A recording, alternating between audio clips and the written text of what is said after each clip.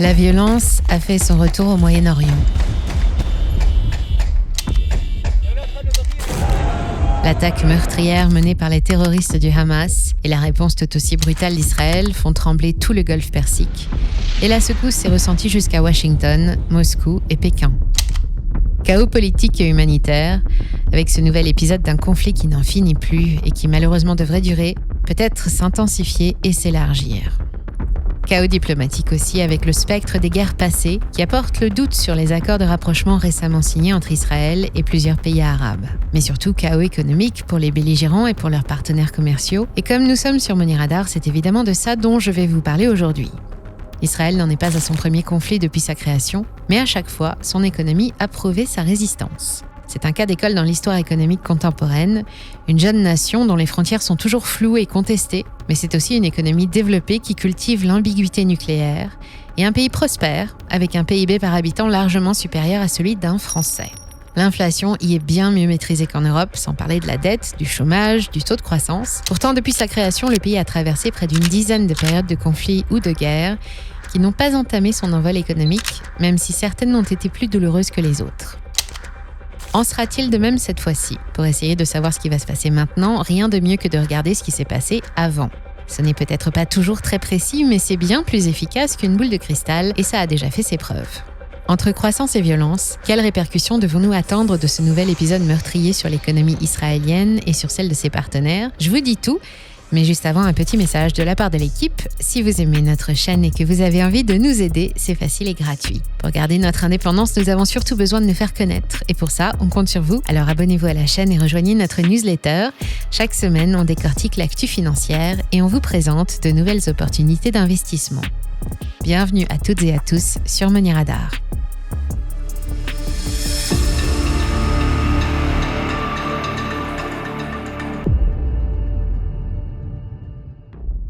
L'histoire du jeune État d'Israël est émaillée de contestations, de crises, d'hostilités, de confrontations et de tensions qui ont à plusieurs reprises abouti à de véritables guerres stricto sensu.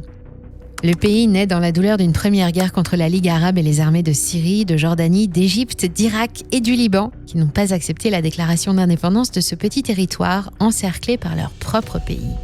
Nous sommes en 1949 quand un fragile accord de paix est signé et à peine 7 ans plus tard, c'est la crise du canal de Suez. Quand l'Égypte nationalise le canal, elle déclenche une intervention militaire d'Israël, suivie par la France et l'Angleterre. C'est la deuxième guerre israélo-arabe. En 1967, pendant la guerre des 6 jours qui oppose une nouvelle fois Israël aux États arabes, la Syrie et l'Égypte perdent une partie de leur territoire, qu'elles reprennent par la force en 1973, avec une attaque surprise menée le jour de Yom Kippour. En 1982, le Liban est soupçonné de manœuvres menaçantes et provoque une réaction militaire. En 2006, puis 2008, en 2012 et 2014, des tirs de roquettes depuis la bande de Gaza enflamment les frontières et des combats qui opposent Israéliens et Palestiniens provoquent régulièrement des violences et des mouvements de population. Malgré tout, le jeune État est parvenu à se doter d'une économie diversifiée et surtout particulièrement dynamique. Pendant les 30 premières années de sa vie, Israël s'est développé en s'appuyant sur l'esprit de pionnier de ses citoyens, 1,3 million d'habitants en 1950, 3,5 millions en 1975. Le pays exploite d'importantes réserves de phosphate, potasse, sodium, magnésium, construit ses premières industries, manufacture, armes, textiles et cherche des solutions innovantes pour cultiver des terres arides sur lesquelles poussent agrumes, olives, raisins et tabac. Mais après la guerre du Kippour et jusqu'en 1983, la croissance reste à plat.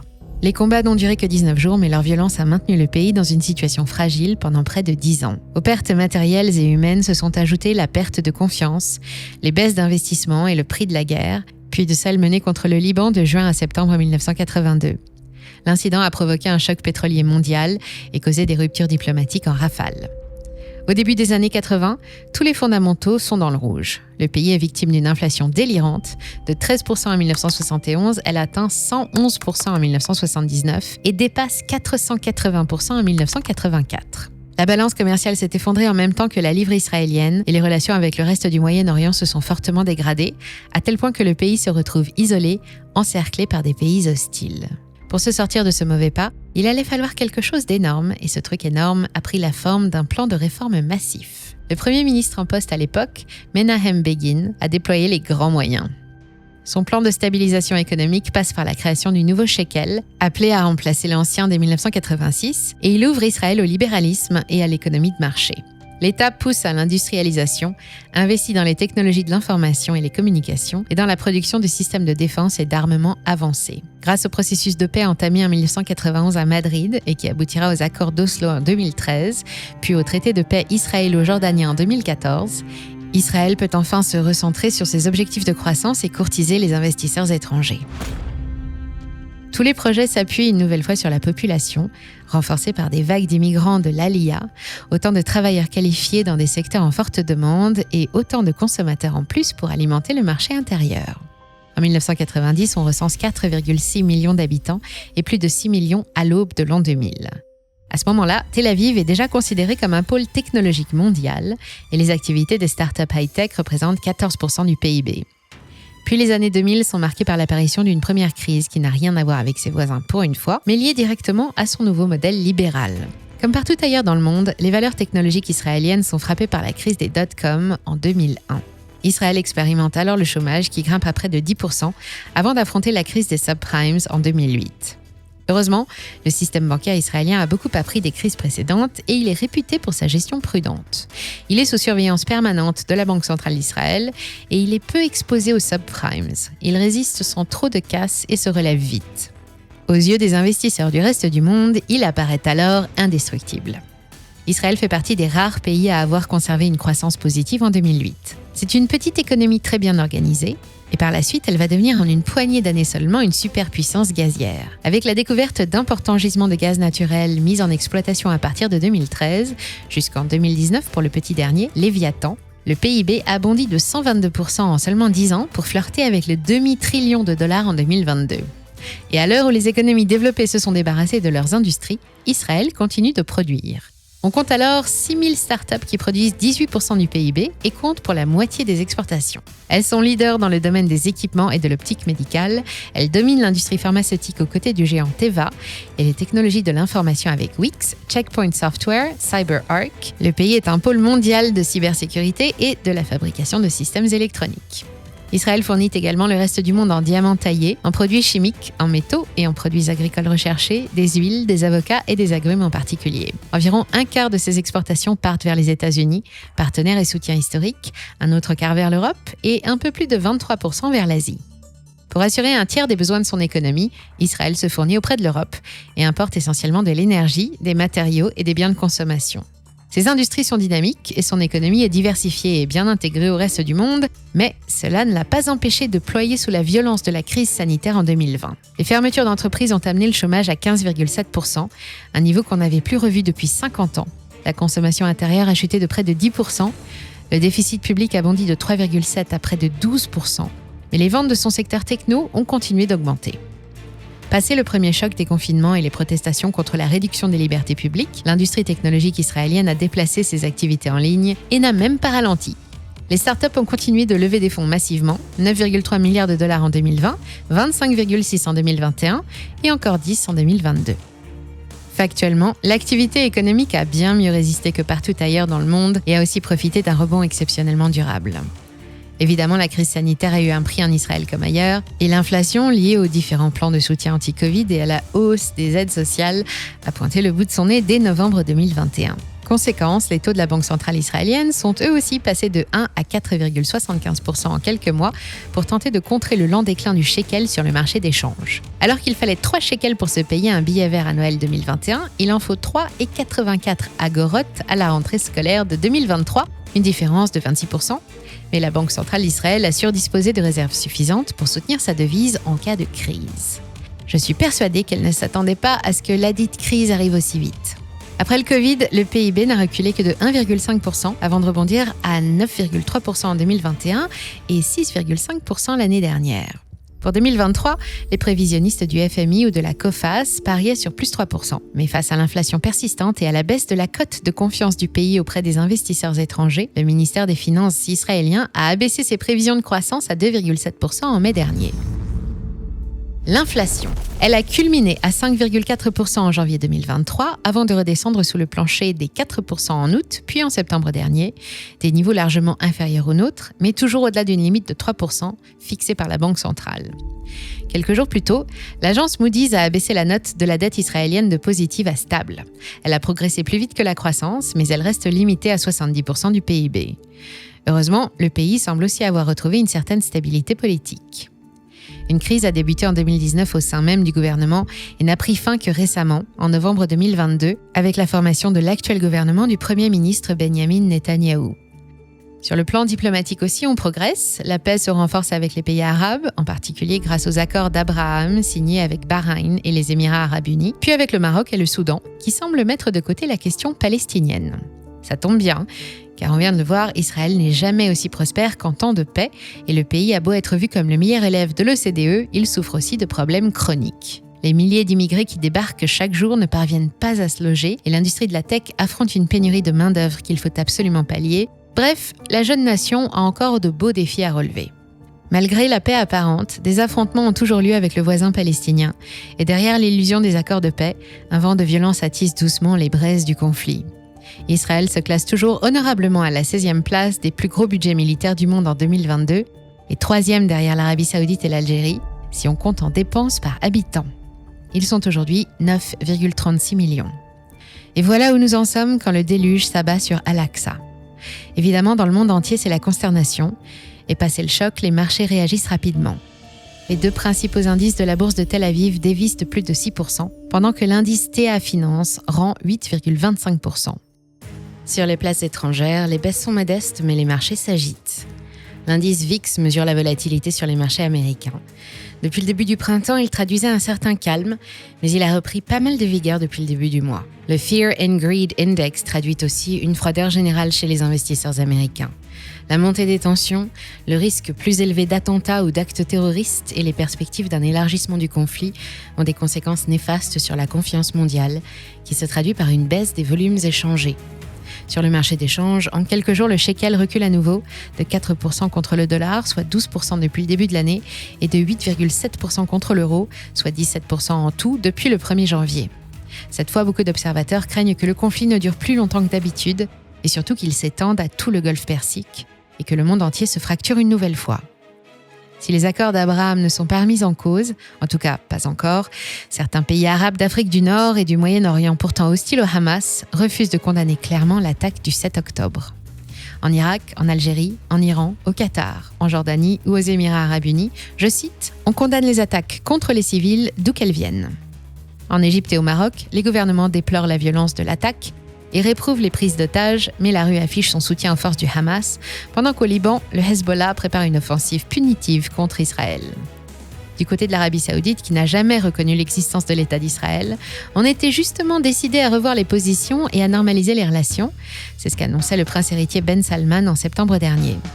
Menées sous la surveillance des États-Unis, les négociations devaient aboutir à un traité de paix historique, censé faciliter la vie des Palestiniens et donner un rôle politique à Israël au Moyen-Orient. Et évidemment, ce dossier est mis de côté. À l'heure où nous réalisons cette vidéo, les combats s'intensifient et il y a tellement d'inconnus que prévoir la suite est un jeu compliqué aux résultats qui s'annoncent d'emblée très approximatifs. On sait quand même comment les choses vont évoluer dans certains secteurs. Par exemple, Israël attendait près de 3 millions de touristes cette année. Ça, c'est fini. Les rares avions qui arrivent déposent surtout une partie des 300 000 réservistes rappelés pour défendre le pays sur deux fronts, l'un à Gaza, l'autre au nord sur la frontière avec le Liban. En 2011, le tourisme représentait 7,5% du PIB. Il ne compte plus que pour 2% en 2022, conséquence de la pandémie, et l'année 2023 s'annonce déjà calamiteuse, évidemment. Dans un contexte aussi difficile, pas évident pour le secteur industriel de pointe de soutenir l'économie à lui seul, comme il l'a fait pendant les crises précédentes, et il apparaît évident que la consommation intérieure et les investissements privés, en particulier étrangers, vont aussi considérablement baisser. Les dépenses de recherche et développement représentent presque 6% du PIB israélien. C'est l'un des taux les plus élevés des pays de l'OCDE, mais elles sont dépendantes à 91% des capitaux étrangers. Malgré une rente gazière qui devrait mécaniquement augmenter et les aides financières attendues de la part de pays alliés, une part importante du budget de l'État israélien va devoir être réaffectée à la défense et le programme d'investissement public va servir de curseur d'ajustement. Une guerre, ça coûte cher. L'offensive Glaive de fer, la réponse à l'attaque du Hamas, va coûter à elle seule au minimum 6,4 milliards d'euros. Chez Hapoalim Alim Bank, on compare les coûts avec ceux des conflits précédents et on estime celui de cette nouvelle guerre à 1,5% du PIB, soit plus ou moins 7 milliards et demi d'euros, à la condition que les combats cessent rapidement, mais il est plus difficile d'estimer le recul réel du PIB. En Ukraine, le conflit contre la Russie a paralysé l'économie en 2022 et provoqué l'effondrement du PIB de 29 à 30% selon les estimations. Autre exemple plus proche, la Syrie en 2011. En 2 ans de guerre contre l'État islamique, le PIB syrien a été divisé par 10. Lors du précédent conflit majeur qui a opposé Israël au Hamas dans la bande de Gaza, l'opération Tzuk Eitan, ou bordure protectrice en 2014, l'économie n'a reculé que de 3,5%. L'intervention n'a duré qu'une 50aine de jours, une guerre brève qui n'a pas entraîné de blocage économique majeur. Mais cette fois, personne ne sait vraiment combien de temps les combats vont durer jusqu'à la destruction du Hamas, le but de cette nouvelle guerre pour Tel Aviv. Selon les analystes de chez JP Morgan qui se sont frottés à l'exercice délicat de prévoir l'imprévisible, le PIB israélien devrait reculer d'au moins 11% cette année. La suite dépendra de l'intensité et de la durée du conflit. En attendant, qu'est-ce que ça change pour nous et pour le reste du monde ? On ne le sait que trop bien, les répercussions de cette nouvelle guerre ne vont pas seulement concerner Israël ou la Palestine, et elles ne seront pas seulement économiques ou financières. Le conflit qui oppose les deux pays est une cause majeure de fracturation géopolitique depuis les années 40. Chacun de leur côté, Israël et la Palestine sont soutenus par de puissants alliés qui ont déjà dû intervenir par le passé pour défendre leurs intérêts et qui sont aujourd'hui pressés par le reste du monde de jouer le rôle de médiateur pour apaiser les tensions. Le spectre de la guerre du Kippour a plané un moment sur les prix du pétrole et du gaz, mais à l'heure où nous préparons cette vidéo, le baril de pétrole n'est pas plus cher qu'en septembre dernier, au moment où l'Arabie Saoudite et la Russie décidaient de diminuer leur production, et aucun pays, pas même l'Iran, n'a encore fait le choix de fermer ses robinets. Pas de retombées attendues sur les prix du baril qui devraient se maintenir autour de 90 $ jusqu'à la fin de l'année, à moins, encore une fois, que toute la région ne s'embrase. Selon les estimations du FMI, une augmentation des prix du pétrole de 10% pourrait coûter 0,15% à la croissance mondiale. On croise les doigts pour que les relations ne se détériorent pas entre les pays de l'OPEP et les pays alliés d'Israël. Personne ne veut d'un 3e choc pétrolier qui plongerait à coup sûr bon nombre d'économies de la planète dans la récession. Mais en revanche, on s'attend à des perturbations sur le marché du gaz. Les prix ont bondi de 12% après l'attaque, principalement par effet de précaution, mais la production gazière d'Israël a quelques hoquets et des tensions se ressentent déjà en Europe. Certains pays pourraient rencontrer des difficultés d'approvisionnement et voir l'inflation reprendre des couleurs sous la pression des prix des énergies fossiles. Un cauchemar pour les banques centrales qui se battent déjà avec une inflation capricieuse. Un cauchemar, mais rien à côté de ce que traverse l'économie palestinienne. Avant cette nouvelle vague de violence, la Palestine, c'est 4,8 millions d'habitants, dont 2,3 à Gaza, l'un des plus forts taux de chômage du monde et un PIB par habitant équivalent à un peu moins de 3 600 $ par an. En temps de paix, le pays exploite des gisements de marbre, exporte des pierres, des médicaments génériques, du textile et de l'huile d'olive, mais en Palestine, pas d'infrastructure majeure et pas de production d'énergie. Tous les échanges extérieurs transitent par Israël, 81% des importations et 89% des exportations, dont 90% du pétrole et de l'électricité consommée. La dépendance est totale. Autant dire que quand la paix se rompt, tout s'arrête. Plus de courant, plus de pétrole, plus d'eau ni de gaz. Il n'y a plus que l'aide extérieure pour subvenir aux besoins de la population, quand elle arrive, puisqu'elle passe aussi par Israël. Les organisations internationales alertent sur la situation humanitaire à Gaza. La Banque mondiale en particulier s'inquiète de voir le nombre de personnes menacées par l'insécurité alimentaire bondir comme il l'a déjà fait après la crise sanitaire ou pendant la guerre russo-ukrainienne. De l'autre côté, à toute chose malheur est bon, et pour finir sur une touche nuancée, sachez que cette guerre, comme toutes les guerres, fait aussi quelques heureux. Avec autant de violence et la hausse générale de tous les budgets de la défense, les fabricants d'armes et les spécialistes des technologies de pointe font de florissantes affaires et leurs actionnaires avec elles. Ainsi, depuis le 7 octobre, les plus grands spécialistes mondiaux de la défense enregistrent des performances inédites. À Wall Street, Raytheon Technologies, Lockheed Martin ou BAE Systems ont vu leurs cours bondir respectivement de 13,9%, 12% et 11,8%. En Europe, Dassault a fait une pirouette de 6,9%, quand Thales enregistrait plus 8,5%. Et oui, la défense et la sécurité ont le vent en poupe et avec elles, l'énergie, pétrole en tête et les assurances. Et du côté des valeurs refuges, l'once d'or a atteint les 2000 $ le 30 octobre. Voici les nouveaux secteurs d'avenir à fort potentiel de 2023. C'est un bien triste message que nous envoient les marchés. Ces comportements traduisent bien qu'ils n'anticipent pas vraiment de résolution par la voie pacifique. Pourtant, ce nouveau conflit qui ne fait que commencer rappelle surtout à tous, pays impliqués comme observateurs, qu'il est urgent de trouver une solution pérenne qui puisse enfin garantir une paix solide et stable. Comptez sur nous pour garder un œil et suivre au plus près l'évolution de la situation, en évitant le plus possible les fausses informations. Et pour être sûr de ne rien rater, pensez à vous abonner à la chaîne et à rejoindre notre newsletter. J'espère que vous avez passé un bon moment en notre compagnie et que cette vidéo vous a plu. Prenez soin de vous et des vôtres, et moi, je vous dis à très vite sur Money Radar.